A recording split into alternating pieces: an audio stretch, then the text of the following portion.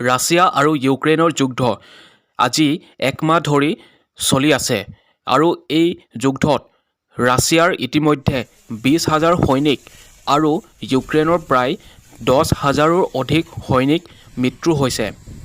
আৰু চাওক এখন গভৰ্ণমেণ্ট ইনষ্টিটিউশ্যনত ৰাছিয়াই বম পেলোৱাৰ ক্ষেত্ৰত ইউক্ৰেইনৰ এই বিল্ডিংটোত কিমান এটা ক্ষতি হৈছে।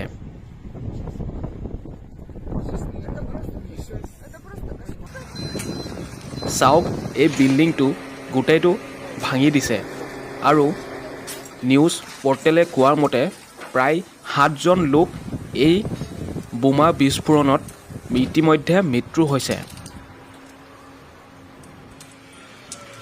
আৰু এই যুদ্ধত ৰাছিয়া আৰু ইউক্ৰেইনৰ দুয়োখন কাণ্ট্ৰিৰে বহুতো লছ হৈছে, কিন্তু তথাপিও পুটিনে যুদ্ধ কৰিবলৈ এৰা নাই।